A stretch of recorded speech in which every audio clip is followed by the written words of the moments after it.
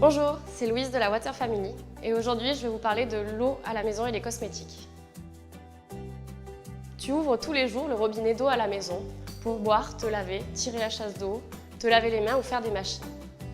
On utilise cette eau pour des tas de choses, mais sais-tu d'où elle vient et comment elle arrive chez toi? En plus du grand cycle de l'eau naturelle, il y a le petit cycle de l'eau. Ce petit cycle de l'eau est artificiel et domestique, de la source à la maison et de la maison au milieu naturel.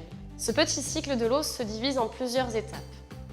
En premier, il y a le pompage. Le pompage de l'eau dans une source d'eau douce naturelle, une rivière ou des sources souterraines. En deuxième étape, il y a la potabilisation de l'eau. Dans une station, cette station pompe l'eau douce, la potabilise. Une fois que l'eau est potabilisée, elle est stockée dans un château d'eau. Ce château d'eau se sert de la gravité pour envoyer l'eau dans nos maisons. Une fois que l'eau est arrivée à la maison, il y a les usages. On utilise l'eau pour des tas de choses. Elle repart ensuite dans les canalisations sous forme d'eau usée. En cinquième étape, il y a l'étape de l'épuration, et où il faut épurer l'eau avant de la relâcher dans le milieu naturel. Les stations d'épuration, donc, épurent cette eau pour les restituer assez propres dans les rivières ou dans l'océan. À la maison, nous utilisons donc 150 litres d'eau par jour et par personne en Europe. Cela correspond à la douche qui fait par exemple 70 litres, au lavage de mains 10 litres, à la chasse d'eau 3 fois par jour 10 litres aussi, la machine à laver 40 litres. On nous a souvent appris que pour préserver l'eau à la maison, c'était de ne pas la gaspiller. Donc de fermer le robinet quand on se brosse les dents ou de ne pas prendre de bain, plutôt des douches. Mais en fait, on se rend compte que ces gestes ne sont pas les plus importants pour protéger l'eau. Donc on va voir qu'à la maison, pour protéger l'eau, le but du jeu va être de ne pas la polluer. Et oui, quand on y pense, une fois que l'eau est utilisée dans tous les usages, elle est toujours restituée à la nature. Elle ne se perd pas. Donc le but, ça va être de ne pas la polluer.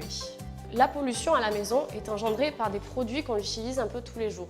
Et ces produits, on en utilise une dizaine par jour, comme le shampoing, les crèmes, les produits d'entretien, le dentifrice. Même si on pense qu'il lave et nettoie, finalement, ils polluent l'eau des rivières et des océans, sur le long terme. Le problème de ces substances chimiques, c'est qu'elles sont peu connues et mal traitées en station d'épuration, et donc rejetées souvent dans la nature. Ces substances inventées par l'homme, artificiellement, persistent donc dans la nature. On dit qu'elles ne sont pas biodégradables. Aujourd'hui, il existe plus de 100 000 substances chimiques inventées par l'homme. Ces substances chimiques ont tendance à persister dans le milieu, un peu comme les microplastiques. Et le problème, c'est qu'elles s'accumulent dans la chaîne alimentaire. La plupart de ces substances chimiques inventées par l'homme perturbent aussi le fonctionnement de notre corps. C'est le cas par exemple des perturbateurs endocriniens ou des perturbateurs hormonaux. Ces derniers sont soupçonnés d'être à l'origine de nombreuses maladies, comme les maladies cardiovasculaires, les cancers et bien d'autres. Ces substances chimiques représentent donc un danger pour l'environnement et notre santé, car elles peuvent contaminer l'eau à destination de notre consommation.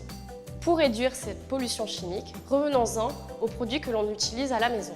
Un cosmétique est un produit chimique, toxique ou naturel, qui rentre en contact avec notre peau et qu'on utilise tous les jours.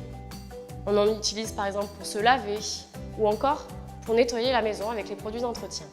Et nous allons voir que nous en utilisons une quantité peu négligeable. Un Européen en moyenne va utiliser 10 cosmétiques par jour. Chaque cosmétique est constitué de 40 substances chimiques. Si on fait le calcul, un Européen porte en moyenne chaque jour 400 substances chimiques.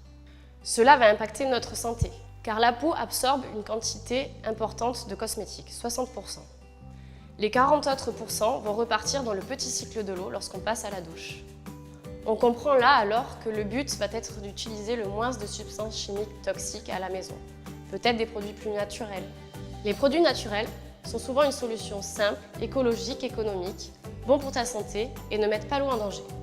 Alors pourquoi utiliser des produits toxiques à la maison? Aujourd'hui, tu peux trouver plusieurs produits en vrac, sans emballage, à faire toi-même à la maison.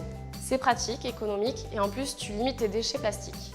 Pour ta toilette quotidienne par exemple, tu peux utiliser du savon solide, sans emballage plastique, on enlève donc une pollution, et ensuite ce savon se consomme moins vite que le gel douche qui a tendance à se gaspiller.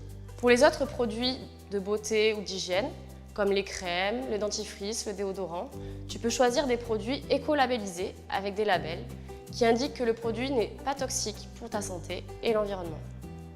Voici quelques exemples d'éco-labels. EcoCert, Bio, Déméter, Nature et Progrès, Ces labels attestent pour la plupart que les ingrédients utilisés sont naturels, biodégradables, biologiques, non toxiques et non testés sur les animaux. Pour nettoyer ta maison, pense à des produits naturels comme le vinaigre blanc, le bicarbonate de soude ou encore le savon noir. Ils sont simples, économiques et tu peux nettoyer toutes les surfaces avec. Donc pour protéger l'eau et ta santé à la maison, on récapitule. J'utilise des produits cosmétiques naturels, comme pour le dentifrice, la crème, le déodorant. J'évite le superflu et j'utilise que les produits dont j'ai besoin. Pour la maison aussi, j'utilise des produits naturels, comme le bicarbonate de soude, le savon noir ou encore le vinaigre blanc. Et pour finir, si je veux un cosmétique naturel, je regarde les écolabels, ou je peux même les fabriquer moi-même à la maison. Maintenant, vous avez toutes les clés pour protéger l'eau à la maison et votre santé. Merci et à bientôt!